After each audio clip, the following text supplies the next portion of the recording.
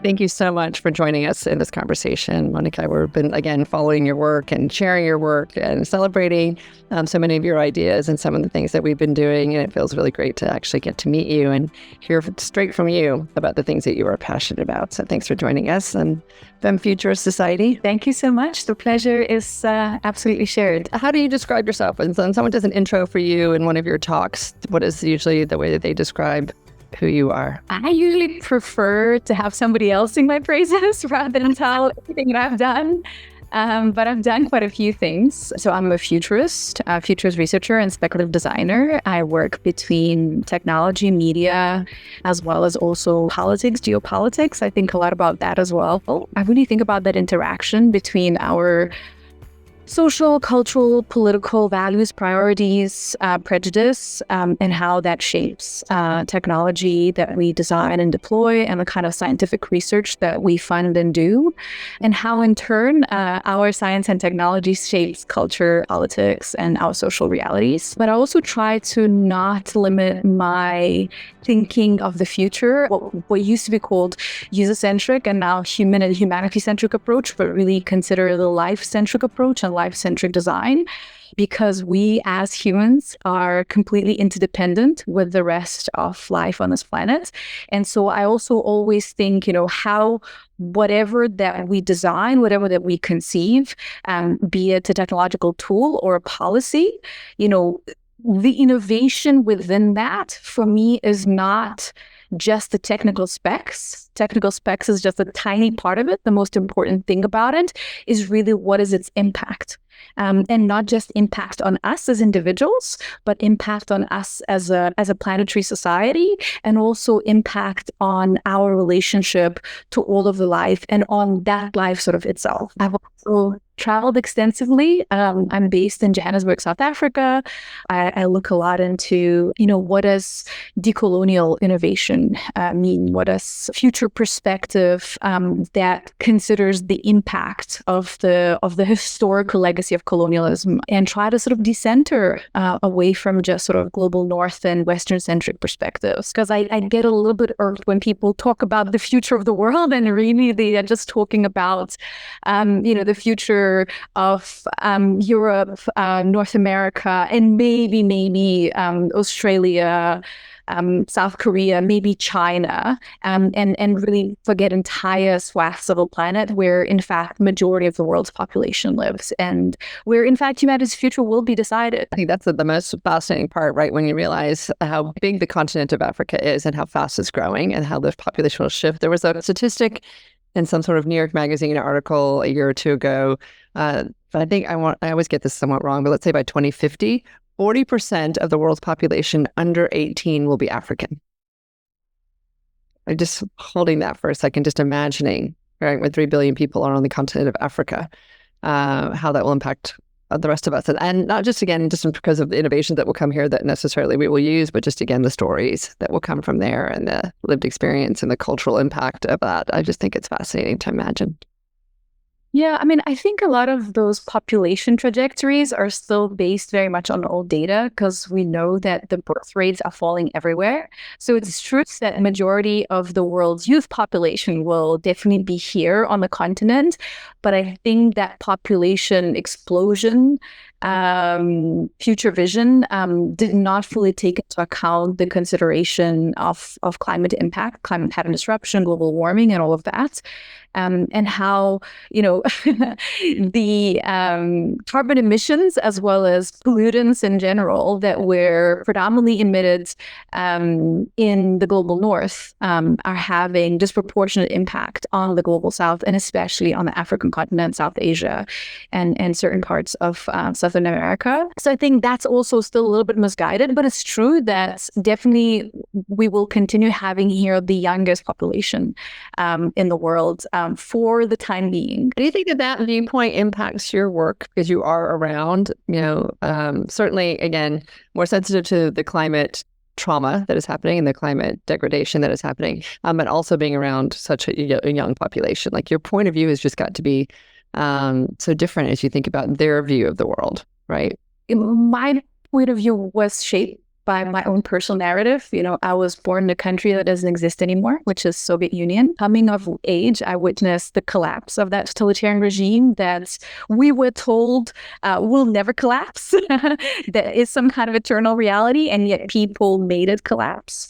And so then I grew up, although I am of mixed ethnic background, I grew up in the newly liberated country of Lithuania, and then saw a very conscious path that my country took. And we see, just today I was listening to a podcast that details lives of political prisoners in Belarus, because that is the country in Europe that has the highest amount of political prisoners, even more than in Russia, to accessible data. They have Europe's longest standing dictator, and it's just 30 minutes from the capital of Lithuania, Vilnius. Our countries, our citizens, our political leadership took a radically different path. In fact, we did have also a president that was compromised by Russia, and as a country, we came together to impeach him. Baltic states kept consciously choosing a very, very different trajectory for themselves. And that's why our economic reality, social reality, imperfect as it still is so radically different from, neighboring entities of Kaliningrad, which is that Russian enclave, and Belarus. It's just night and day. Those parts of the world that are literally just next to us, they are as if 30, 40 years back. Their current reality is what was the reality when I was born. That really fundamentally shaped me.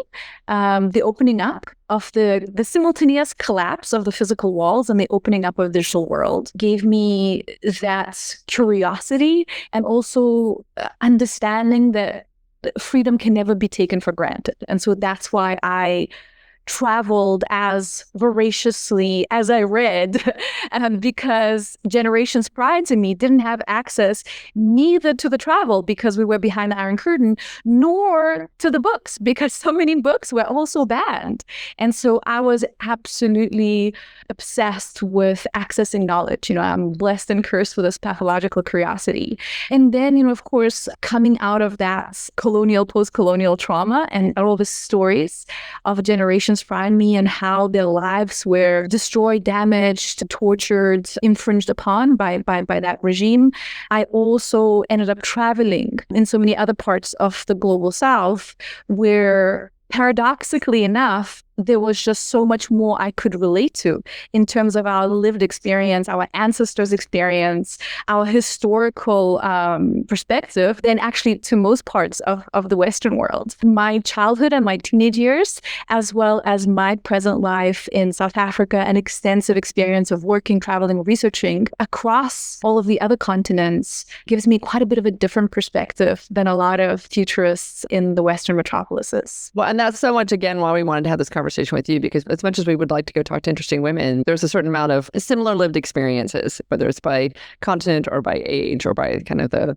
arena in which we work, which is why I think your work is so fascinating. And yet, again, so aligned with the way that I think and the way that I feel about this. So before I talk about the current work, I'm just still curious how you got from being this young person in this portion of the world to doing the work that you're doing. Like, what is the path to becoming the kind of futurist and speculative designer that you are? What did you study, and where did the lights go off for you? As I mentioned, I was blessed and cursed with pathological curiosity. I always read obsessively, but also I had undiagnosed autism and ADHD. And so I really struggled to fit in conventional schooling system. So I left home when I was 15, 16. Started working on movie sets at that age, because it was Lithuania back then and we didn't have as many rules or laws or whatever around what kind of 15, 16-year-old do. I managed to convince the high school that I was going to in the capital. I moved from a small town to the capital. That somehow I'm just going to pass the exams and not actually come to my classes. I don't know how I did that, but from age 16, I was self-taught. I entered then a film directing school in Paris and quit it quite rapidly, and continued very much in the path of self-education. Founded a creative agency, magazine, Creative Space in Paris in my early 20s. I think I was around 20 years old. Continued working in film, continued working working as a creative director as well, and started doing a lot of projects with fashion brands, with technology companies, with design companies, where I really sort of explored that very futuristic aesthetics. And so I became quite a known director with that particular style. And in my mid-20s, had a nearly fatal accident, which made me reconsider, what I am really interested in life. And by that time, our agency already worked with quite a lot of tech companies, and we worked even with scientific institutions such as CERN, because I was really passionate about all these things. So the fact that I went into a creative field and creative direction was always almost my kind of action of rebellion against my family, because the expectation was that I'm going to go into something serious, such as science, technology, medicine, something like that. But I never really strayed too far apart from that. I kept my curiosity towards these things. And so after that serious life-threatening accident and having spent some time on life support and experiencing a fairly lengthy recovery process, I really felt that just doing the kind of work that creates aesthetics of the future is really not enough for me. And I really want to think more, well, why this aesthetics is the way it is, even if it's very beautiful and very sort of appealing, all of that sort of cyberpunk, futuristic, dystopian type of language. Is that really the world that I want to contribute in creating? Is that really the kind of world I would like to live in? And why that is the only way that world can be. Throughout my life, I was really, really passionate about embodiment. I started, practicing things from yoga to movement, being very close to nature from when I was a child. We used to go and forage medicinal plants and mushrooms from when I was like a toddler, pretty much. And so I was struggling to see how all these things that I care about, IRL, and then my creative outputs of future visions, there was not really much in common. Because yes, I do love science, technology, all that futuristic stuff, but I also really love life on this planet and being in this body, as difficult and painful as it sometimes gets. And that's where I got quite involved in the futures realm, actually considering what and how this future is shaped and how could we maybe shape it differently. And my entry point was really with virtual reality. At that time, I was doing innovation advisory to Ridley Scott's company, and I think somebody got wind that was a job that I was doing, and they reached out to me to show me one of the earliest VR demos, and that was not a static, passive 360 VR experience, but one of the earliest volumetric VR captures. And the moment I tried that, I was like, oh my God, this is all I ever wanted to do. Because I was obsessed with world design. Like all my creative direction work was almost like a glimpse into these fictional worlds of a future that I try to create. And I think that if I have to really pick where it started, it was when I saw Mamoru Oshii's Ghost in a Shell, Innocence. So it's sort of a combination of anime and cinematic film that has truly extraordinary world design that takes elements. Mamoru Oshii is a Japanese director. But that movie contains inspirations from so many different cultures, and it's just so texturally rich. And so, I grew up on a lot of a sort of art house cinema and more sort of what you'd call niche rather than mainstream culture. But I was always attracted to science fiction. And all of a sudden, in that particular movie, all of that was combined. And also the way it was filmed, you could almost think it was VR before VR, because it had that glimpse just by seeing these different shots of the world and a city that was represented in the movie. You could have a whole idea of what that universe looked like. And I was like, oh my God, this is what I want to do. And when I tried out one of these first VR demos, and this is the perfect medium for it. You could literally bring somebody into alternative future world and make them walk through it and interact with it. And hence maybe motivate a change in our decision making in a present moment.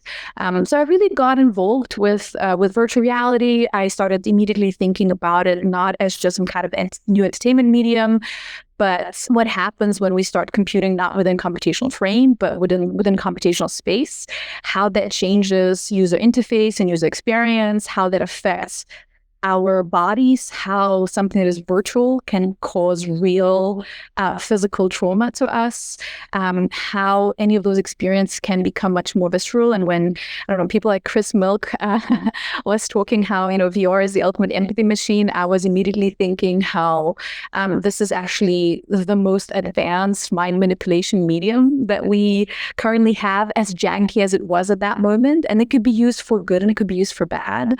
I was especially interested in the medium of edutainment, right? How we could make education entertaining and immersive, especially for the fields that are a little bit harder for people to grasp. Everything in the realm of, physics and biology, everything that it would be helpful, not just reading about it or watching illustrations, but, just sort of flow into our bloodstream and really see. Exactly. That was a vision I just had when you said that. That's so funny. Yeah.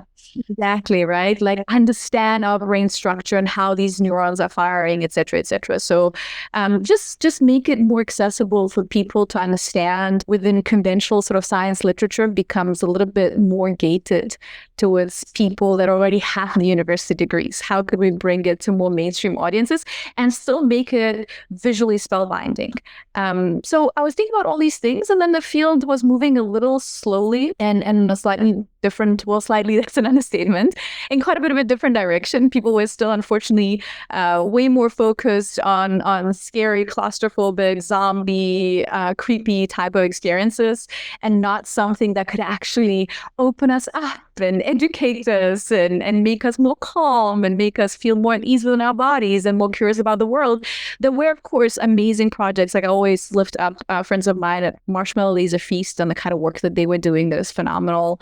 Not trying to create sort of escapism from physical reality, but render us more curious of our physical reality by showing us what a naked eye cannot see, with all of their the forest experiences, showing the what happens under the soil, how the trees breathe, and all that stuff. I mean, people should just look up that work. It's phenomenal. And so then I kind of shifted back to working on some science fiction and future documentary films again, and in my talks as well. As much of my earliest talks were in that realm of what I already back then was labeling extended reality, XR, when AR and VR comes together, because it was for me very clear that the future of spatial computation is really about shifting these modes of transparency, how much digital we bring into the physical world, how much of the physical world we replace or modify with the digital. And at that time, we just didn't have the right device for it. Even if I actually tried Verbana, which was the earliest prototype model that then got acquired by Apple, and pretty much like Apple Vision Pro is based on very much that tech. I got the chance to test it before it got acquired by Apple and went shush. I had an inkling that this is where things were going and spoke about it. And I think that close-up exposure and diving right head into Silicon Valley and working with both really established tech companies as well as VR, AR, XR startups showed me how actually Silicon Valley's techno-solutionist and techno-utopian vision was not that different from Hollywood's dystopianism. In fact, these sexy shots of hyper dystopian Hollywood entertainment would end up on the VC pitch decks for tech startups that was saying, oh, we're actually going to create something that will better human life. And then everything busts. And that's what got me thinking, well, maybe dystopia and utopia aren't really these polar opposites. Maybe they just really two reverse sides of the same coin. And maybe we need to think beyond that binary, because both dystopia and utopia have been these visions that perpetuated existing stereotypes, existing stigmas, existing disempowerment. When I ended up in Hollywood and Silicon Valley, I was somebody coming from a very different cultural background, and I looked quite different and had traveled the world. And so people found me curious and somewhat non-threatening. So I got exposed to a lot of inside happenings and inside conversations, and I got to meet a lot of people because people just kind of bring me along because, well, Monica's cool, she's cool or weird or whatever, but like somehow I got exposed to a lot of stuff. And so I got to meet Kevin Kelly quite early on, and Stuart Brand, and a whole lot of other figures as well. And, initially I had this massive imposter complex because, here I was without a PhD, from a very small country and without all of these accolades. And, by that time, I already had this whole career, like pretty much like a decade of being really established creative director whose work was kind of, seen around the world. And, being a woman and being neurodivergent and being queer and of mixed ethnic background didn't really help my confidence. And being also fetishized and exotified didn't help either. So I was a lot of sort of fly on the wall in many of these conversations, and an admiration of quite a lot of these people. And then with time, of course, I've experienced all kinds of behavior. Especially in Hollywood, a little bit less in Silicon Valley, though quite a bit within venture capitalist circles. So sexual harassment and a pretty wild, abusive behavior, exploitative behavior. On one side, this is kind of the private part that I got to see. And then I got to see those people on the stage or lecturing how they will be the ones bringing up the better future. And that did not correlate at all with their private behavior. And then also I started seeing people's gap in their knowledge. They might have been really, really amazing in their specific technical or scientific research area, but their grasp of geopolitical realities, social issues, lived experience of anybody that wasn't of exact same identity pretty much as them was extraordinarily limited.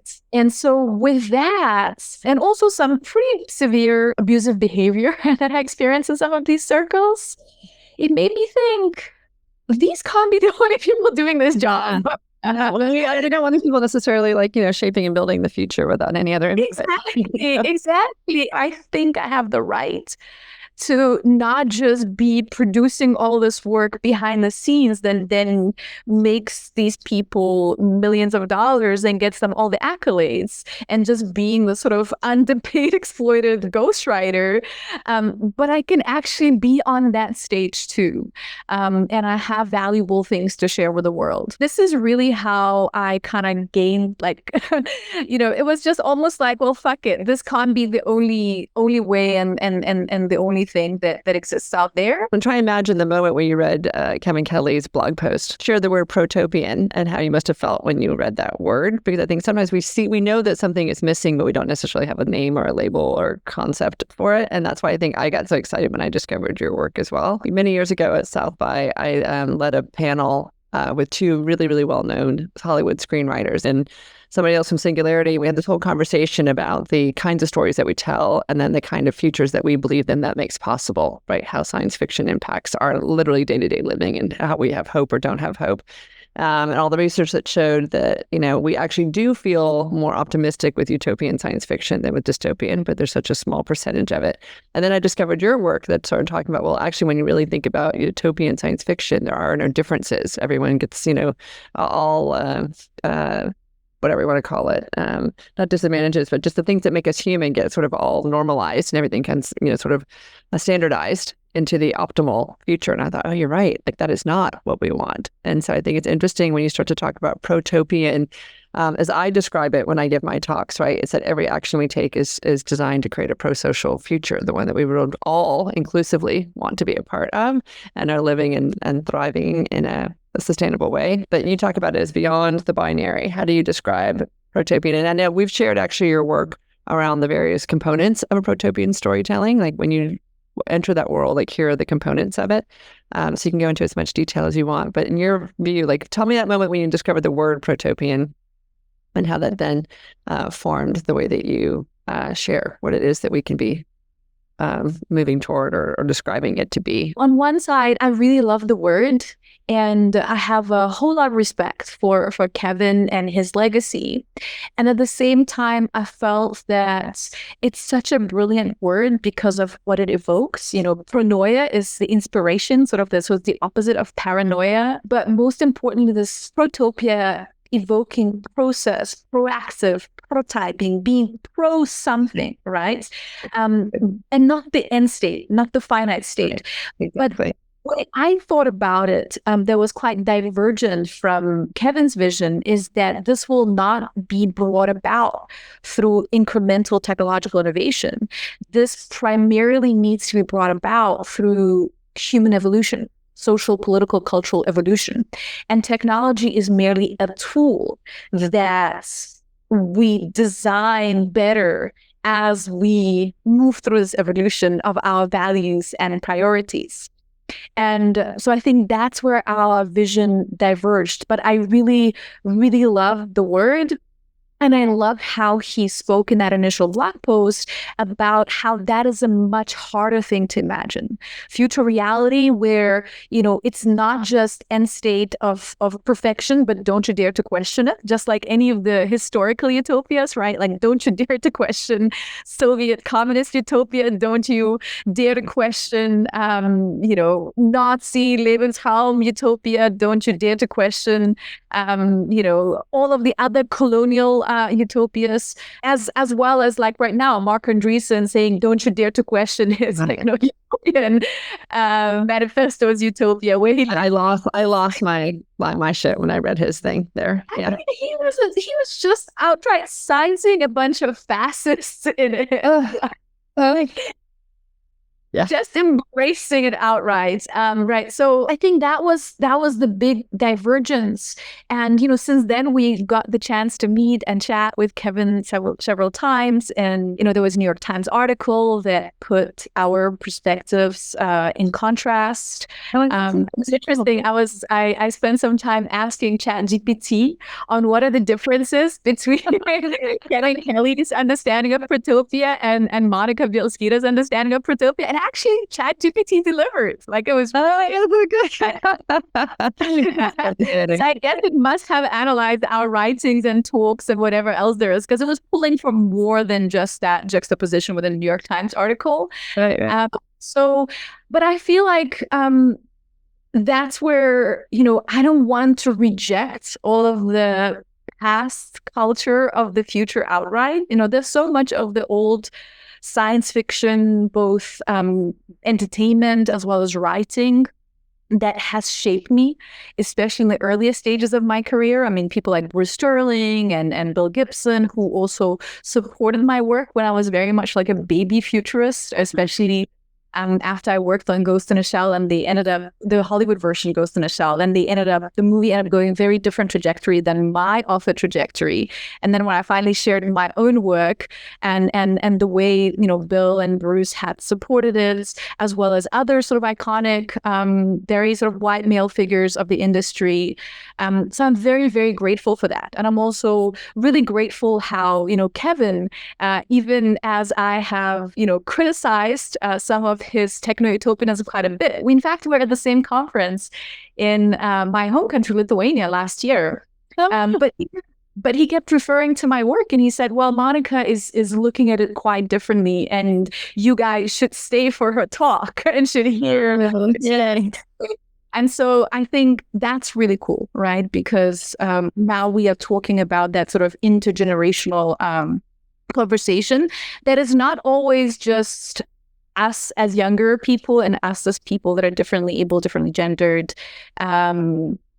agreeing with what was said before, but also not just outright destroying what was done in the past, but seeing how we could build not just on top of the existing structure, but maybe some of these bricks need to be taken out entirely. Some of them need to be displaced. Some things need to be overgrown with plants and fungi entirely and digested out.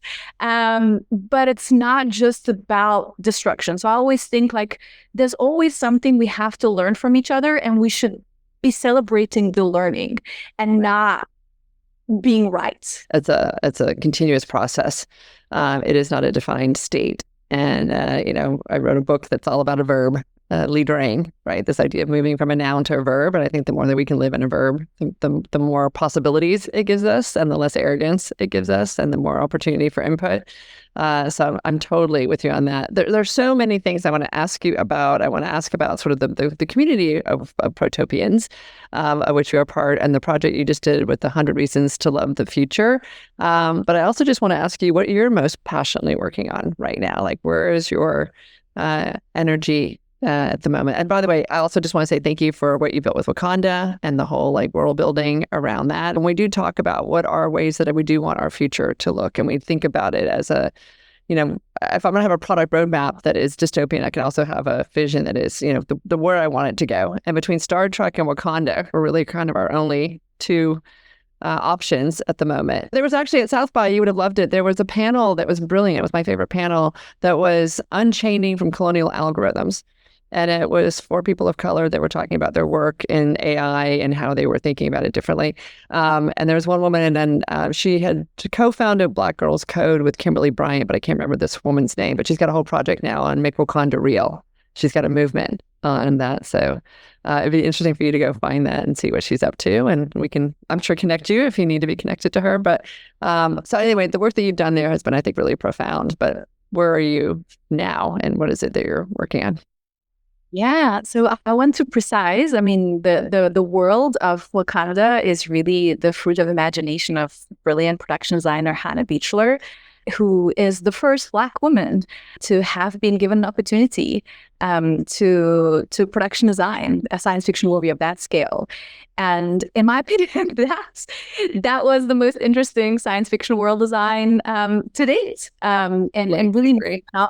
And so imagine if we wouldn't have had to wait pretty much like a century until women of color would have been, especially Black and Indigenous women, would have been given this opportunity to design science fiction worlds of that scale. But I did get the chance to collaborate a little bit with Hannah, but mostly with Ryan Coogler and producer Nate Moore, doing futurist consultancy. A fairly minor contribution, but still extraordinary, because I think compared to a whole lot of other more legacy figures that I had worked in the past in my Hollywood career, I was just really, stunned and just rejoiced by the degree of curiosity and openness and willingness to question and to add that Ryan has. Because I really had this experience with some of the previous projects that I'd work on. I'd get brought on a project and I just feel like I'm a luxury item, because people are like, oh, we want you here because you're supposed to bring us this new perspective. And the moment my perspective would challenge anything of the existing perspective, like they feel challenged. And I'm like, well, wasn't that my job description? So I definitely was really honored to contribute to the second edition of Black Panther Wakanda Forever. But really, the world itself is definitely the fruit of Hannah's imagination. And she's a genius for that. What's interesting to me, though, is right now, one of the recent projects that I've joined is African Life-centric Design Collective. That is co-founded by Pumla Maswangi and Amukelani Muyanga, 2 Black South African women. And the collective is expanding. The only non-African currently involved, though we are building a bigger team of advisors that will span, hopefully, the entire globe. And what's interesting with that is that they're also challenging some of the premises of Afrofuturism as this idea of African continent as an inspiration, and more looking into African reality. The idea of African continent as an inspiration versus the reality of African continent as this fertile ground for truly informed contextual futurism. So not the idea of African cultures and the idea of African cities, but the very realities of the challenges and solutions that are being created on the ground.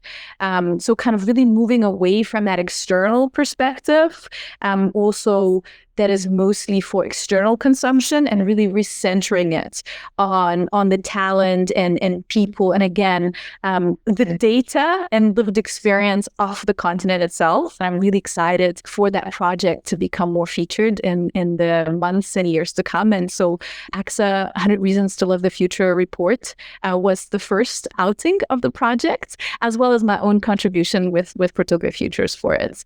So that's one thing, but that's like just the collective I'm a small part of, not co-founder, just somebody that joined in the process. My most important current interest and passion and desire to engage with and work in terms of a field is everything that centers a disability and neurodivergence, inclusive futurism and foresight practice, because of just how ridden futurism and foresight historically has been with ableism and like outright eugenic tendencies. You know, in so many of the sort of techno-utopia and techno-solutionist visions of the future, like disability, in order for it to be utopian, disability must cease to exist.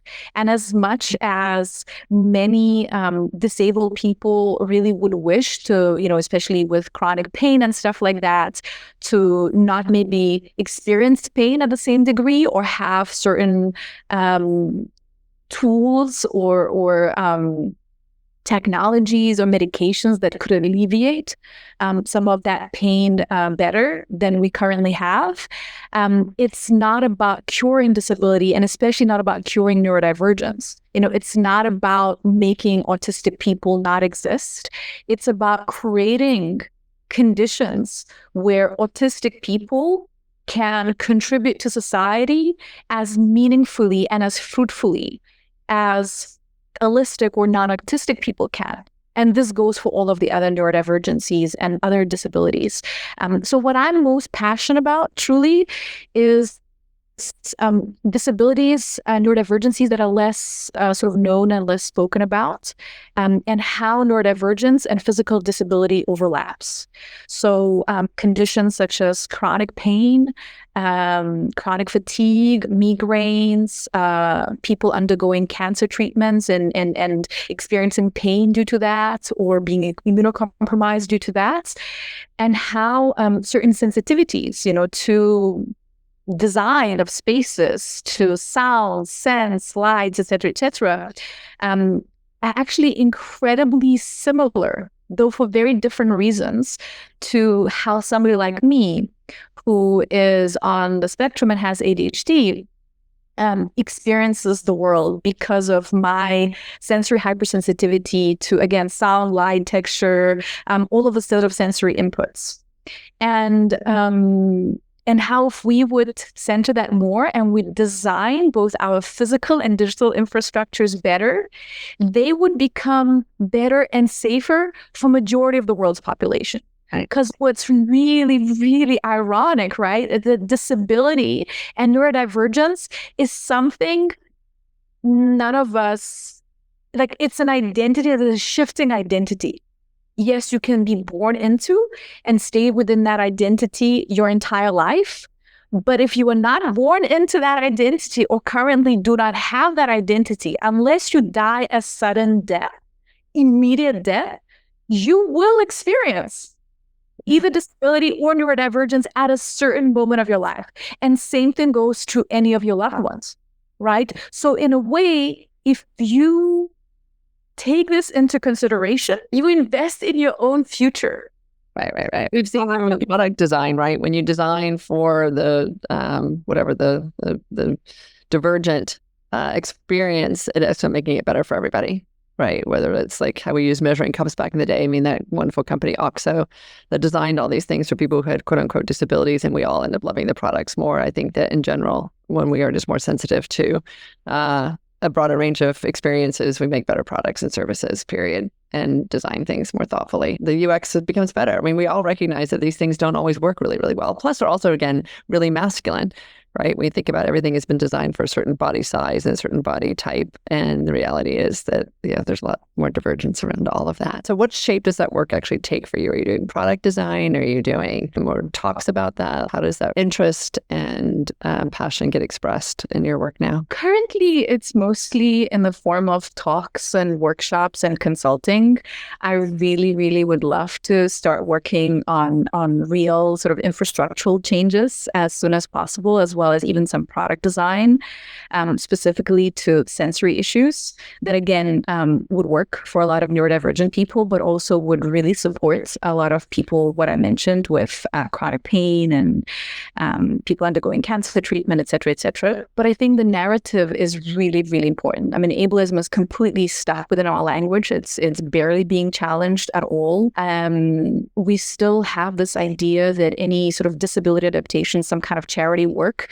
And so it's super important to change the narrative and understand how many of the technologies we take for granted, from email that was invented by somebody that was hard of hearing, whose wife was deaf, for them to communicate. And now all of us are using it, to voice assistants and screen readers that are being used by hard of seeing and blind people, but also then can help somebody that is in sort of migraine attack phase. Just so much of technology that actually supports and helps humanity and is beneficial. Well, emails aren't just all good. They also suck a lot of our time. But I think we would still not want to go back to the time before emails. Maybe some people would, but I wouldn't want to be on the phone all the time, or to wait for somebody to message me to make any decisions that way. How this technology actually is much more beneficial for humanity than innovation infrastructure that is driven predominantly by military-industrial complex or police state apparatus.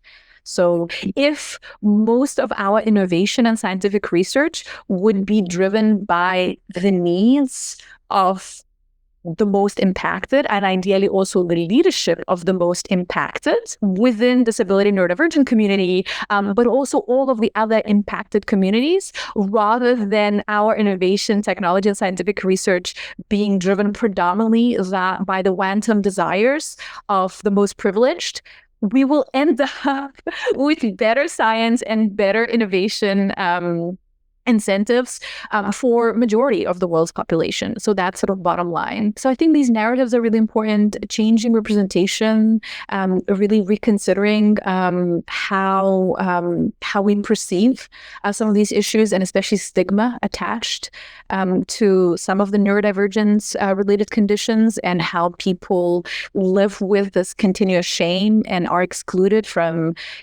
academic life paths and so many other career paths because of that. So finding a way to change those narratives and depict future that is inclusive of all of us in a way that renders us curious. When I speak to people about my sensory issues and how, I struggle with some of the really strong scents or some textures, I can't stand on my skin, or certain sort of sonic environments are really difficult for me to process. But at the same time, I also have that super ability where I'm so much more sensitive and I can experience so much more pleasure from texture and from scent and from sound. So it's not a one-edged sword, it's a two-edged sword. And so it's not a sad story. It's actually an exciting story. Yeah. No, totally. It's an interesting example to use, how a lot of people in transhumanist community were saying, oh, how would it be cool to create this technology that could allow for humans to echolocate. And guess what? There are blind people that can echolocate already through making click sounds and learning how to see through click sounds. And here in Southern Africa, we still have surviving languages, Khoisan and isiXhosa, that still have clicks. Khoisan, they have fully click-based language. In other sort of more mainstream South African languages is sort of remnants of clicks. But that's, again, indigenous culture that points to maybe future ways of sensory experiences that could be enriching for all of us. And in fact, these questions are quite urgent because we as humans are currently experiencing sensory devolution because of how limited our embodied experiences are becoming, because of how limited our exposure to the living world is becoming, because of how limited the amount of diverse foods and scents and sort of just interactions with the living world that we are having. And so we're losing something that will not just magically come back or will not be just preserved through the digital means. Similarly, how the loss of every indigenous language and the loss of every species in the world, it's not just a loss of that species or that language, it's a loss of entirely different understanding or complementary understanding of the world and situating ourselves in the world. So these things really, really fascinate me. How do we change the narratives around that? How do we render people curious about that? And also, how do we create opportunities to make products that so many people want and would make so many people's lives better? And yet we currently don't have that. And then another huge thing really, and that's really being triggered by pandemic realities, is and some very close and loved friends of mine experiencing extreme health crisis, notably cancer. And then my memories coming back of what it was like when I was in the emergency care unit in intensive care on life support. What was my recovery process? What it was like when I was traveling the world in a wheelchair. What it was like when I really struggled physically with certain capacities when I didn't need the wheelchair anymore, but I still, so I was not perceived as disabled, and yet I couldn't maintain or do everything that was expected of my body. All of that stuff really made me think just how much work needs to be done for the future of what you call care economy and care industry. And that includes healthcare, physical healthcare, mental healthcare, palliative care, all of those things. And really rethinking what is the user experience and user interface within that. From very physical, practical things, how do we adapt designs of hospitals to how do we retrain medical staff so that more people get a chance, not just at wholesome life, but at life itself. Yeah. Because people are dying. Young people are dying, succumbing to mental health issues, to sudden deaths, due to in many cases, due to post-viral syndrome.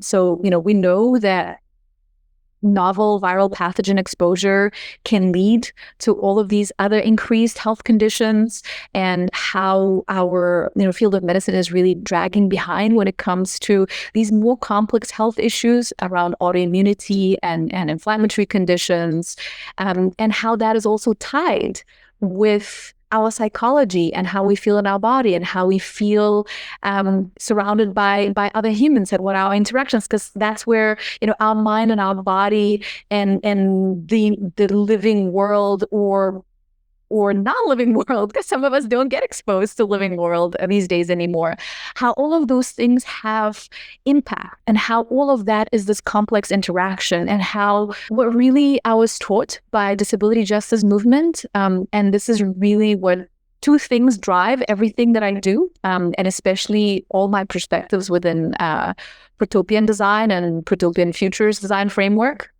And that's life-centric design, so thinking beyond just humans, but not as in humans are the virus and we need to decompose humans, et cetera, but really how to ensure long-term human future, we need to understand how we are interdependent with all life, within our very bodies, and also for our mental health, for everything, right? For our civilization itself, but also interdependence between us as humans, because we really don't exist as individuals. Everything that we are, everything that we're capable of, that's because of our exposure to other humans, our interactions with other humans, and how we cannot continue thinking of independence be the most aspirational goal and really see how do we embrace this interdependence with each other and with all life as a long-term survival and hopefully thriving strategy. You can definitely see, right, the intersection of this insatiable curiosity and this incredibly deep empathy that you carry as you walk through the world and the work that you do, Monika, which is why it's so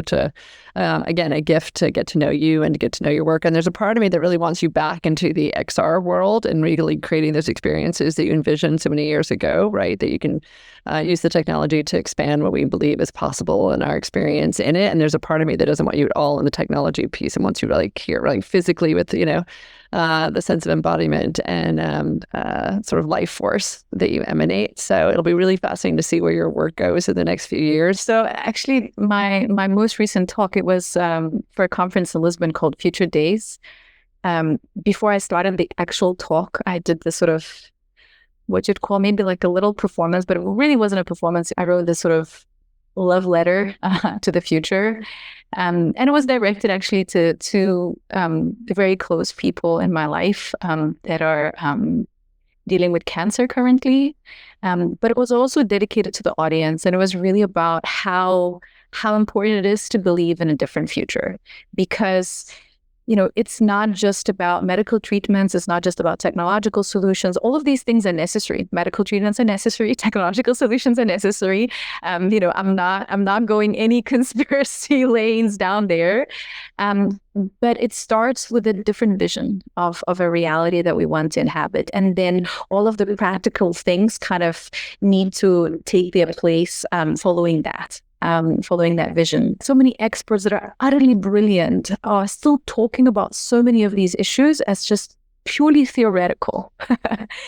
And I feel like I never had the luxury of that, having been born into a totalitarian regime, now that totalitarian regime wanting to reinvade my country, living in a place like South Africa and having traveled in places ravaged by war. For me, it's really like, none of these issues are theoretical. We don't have time to waste. We have to really urgently put our minds, our hearts, our spirits, our bodies, our resources in making future more livable, because this is really not a game. We don't get another chance at it.